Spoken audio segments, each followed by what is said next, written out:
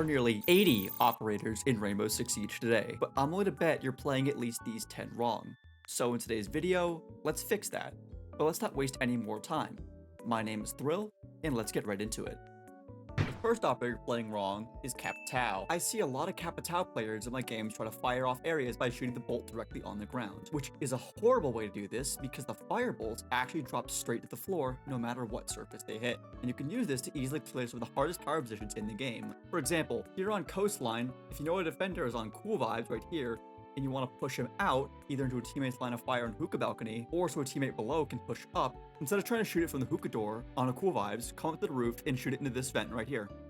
As you can see on my drone, the fire drops straight down from the vent, and now whoever's playing here has to run either into hookah or down below, hopefully right into a teammate's line of fire. The next operator you're playing wrong is a zombie, and it's because you're trying to use your Kiba barriers proactively instead of reactively. Let me explain. I see a lot of zombie players do this kind of setup, where they put her barriers down on common spots as soon as they get them and have little to none left in pocket for hairy situations. Instead, I'd recommend keeping at least 3 in pocket and only using 2 at most proactively. So, for example, if you're playing top floor bank and you're in lounge, and somebody out here in rappel happens to open up your split windows like this, you can quickly Kiba off these windows like this, and then run to cover in somewhere like long desk. And there are so many other ways to do this on literally every map in the game, but it does take a little bit of game sense to use it effectively in this way. But an operator who takes far less game sense to master is Nomad. In fact, this might be the simplest trick yet. A lot of Nomad players simply only use these air jabs for flank watch and to stop players from running out. But you should really be using them as a cutoff tool, because when utilized properly, they're the most overpowered cutoff tool in the game. Just to give you an idea of how overpowered these can be, let's hop into Clubhouse and assume we're attacking basement, and that we've taken full control of strip side and have control of bar. But we don't want to risk anyone running up from Wolf or running down main stairs. This is an easy solution. For Wolf, simply place an air jab right here above this door. And then for main, simply place an air jab right here on this wall. And that's it. You have now effectively cut all defenders off from coming down bar in a way you won't expect. The only way they can get down here is either by setting off an air jab, shooting the air jab, or using an explosive or shotgun to find an alternative route, which are all loud enough cues to let you know that someone is coming. Sticking with the theme of operators whose ability is much better when used in a different way, let's talk about Mozzie. A common way I see a lot of Mozzie players use him is by putting all their pests down immediately at the beginning of the prep phase. But this is a horrible way to use him because it limits his utility as a drone denial operator. Instead, just wait for the prep phase to end before placing a single pest down, and then, once the prep phase ends, start putting them down on all the doors you were going to before. This works better for 2 main reasons. The first of which is that now the attackers don't have much info on where your pests are and how many you have. And the second is that now you limit the attacker's options to gather as much intel in the round. And this makes the round much more difficult. Additionally, this lets you focus on site setup now that Mozzie has finally gotten his super shorty back. Before we get into the next operator in today's video, I'd like to take a second and ask that you quickly subscribe to the channel if you're enjoying today's video. As of right now, 98% of you aren't subscribed, and I'm trying to put out some of the highest quality Siege content once or twice a week, and wouldn't want you to miss out on that. Alright, let's get back to the video. Now, speaking of super shorties, an operator who has one on attack is Brava, and coincidentally, I see a lot of people playing this operator wrong, so how should you play her? Well, Brava is actually a hard counter to a lot of the more annoying operators in the game. Think of operators like Arudi, Maestro, and Fenrir, where the utility is usually on the outskirts of the site. In this example on Outback, if I'm pushing Kitchen, the utility might be somewhere like on this door, or somewhere in Split. And it's way safer to try and hack the utility like this, as opposed to something like the Echo Drone sitting in sight waiting to deny a plant. Additionally, as a Brava player, the hacking is secondary utility, and you still need to actually be helping your team on the execute. For example, holding this tight angle to cut off any rotators from top yellow is a good way to help your team without being on your drone. Speaking of Maestro, let's talk about him really quickly. The biggest issue I see players making with Maestro is bringing him in sites where he's not super useful. For example, here on Clubhouse, he's not really great on any of these sites. They either don't have a lot of good cam spots, have areas where cams can be easily destroyed, even in the most optimal placements, and there's also just operators who do your job better on this map, such as Valkyrie, for example.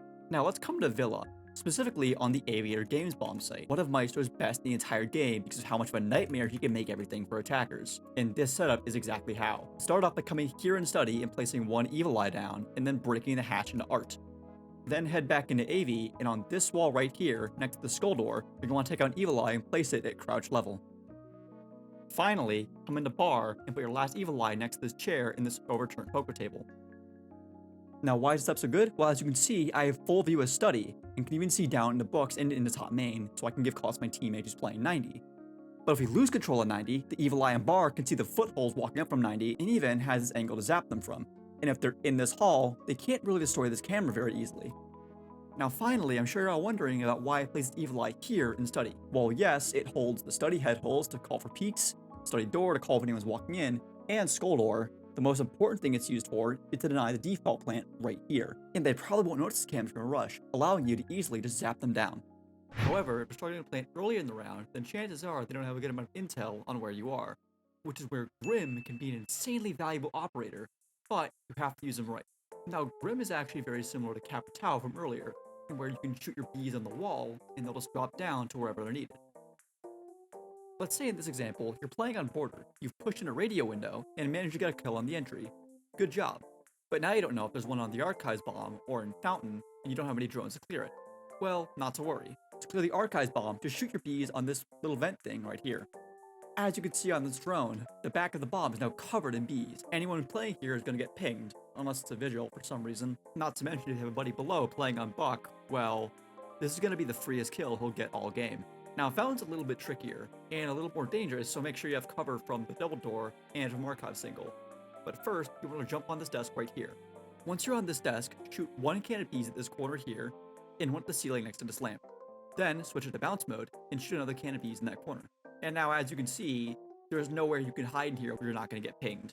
And you're about to have a very, very bad time for someone either contesting top metal or banging through this wall right here. Grim's area denial makes him an insane threat to be reckoned with if you're on the defense, similar to how Goyo can be against the attack if used right. Now, the issue I see Goyo players making is not placing their canisters where they'll burn the most amount of time. As an example, we're currently here in basement on bank. Now, the common plant spot for attackers here is to come in through server, get this wall open with a heart breacher such as thermite, and then use smoke to cover a Monty plant here. So you want to stall out that plant for as long as possible, which is why the first Goyo canister goes right here. Next, jump on this desk, break this TV, and then place your second Goyo canister right here. Next, I like to come into bottom marble and place one right here, and I'll explain why later. And then lastly, I come into gold, and on the back of this shelf right here, I place my last Goyo canister all the way to the left. My goal here is to sit in red hall and hold this tight angle in the server on the bomb for as long as possible. Once I get this wall open, I'll pop my first canister to stall the plant out for a little while. And then if I hear them pushing up, I can pop this one to stall them even further. If my teammate calls that one's running down marble, I can quickly throw an impact and pop the one on marble, which helps install the backstab. Finally, if I get a call that one's dot vault, I can quickly push out and shoot that Goyo canister, forcing the guy vaults to either go around or challenge me through the fire.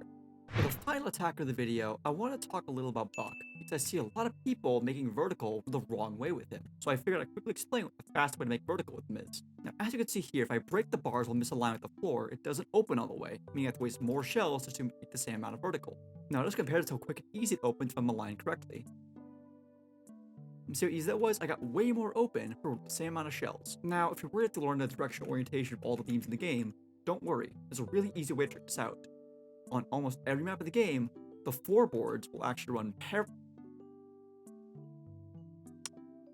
On almost every map of the game, the floorboards will run in the direction opposite to that of the floor beams. So if you break the floorboards going against the flow instead of with it, you can make vertical way faster with Buck or any other shotgun, such as the Mossberg on Smoke and Mute. Finally, we have Siege's newest defender, Denari. The issue with a lot of Denari players is they'll just pick him without having a plan or setup for the site they're on, or they do have a plan, but they got it on TikTok, so it sucks. Just a quick example, this is an actual Denari setup I've seen for Top 4 Chalet going viral. While yes, it makes Library and Mez a nightmare to take, I'm pretty sure any of you can spot the issue with this setup, which is the fact that if anybody's on slant window, this setup becomes instantly useless. And also, you know, grenades. Plus, you'll already have bodies out this way contesting this area already, so this makes it double useless. Now, let's see a real setup. Let's start by coming into solar and placing one connector here and one connector all the way over here. These connectors are great for contesting solar because you have to swing wide in order to break them. And if you have to swing wide, you'll hit the wire, meaning you'll get an alert when someone pushes up solar. Next in bathroom, place one here and one here, meaning that in the mid-round motion, this jump in will no longer go unnoticed. And finally in office, break this cabinet open, and then break a little bit of the floor open right here. Use that trick I taught you just earlier to make it way faster. And now for the mines, place one here, one on the floor right here, and the last one deep in this cabinet on the back. This completely denies the default plant spot right here. It makes it so that you have to swing wide in order to break any of these, or waste a twitch drone or grenades, because you're not forebanging either of these, but you can maybe forebang this one. But I think we can all agree that this setup is much better than the abomination we just saw in Ivy Hall. But with all 10 operators out of the way, that is it for today's video. Thank you so very much for watching. If you liked this video, leave a like, consider subscribing, and turning on the bell. It really does help me out as a smaller creator. But with all that being said, my name is Thrill, and I hope I'll see you in the next video. Bye-bye.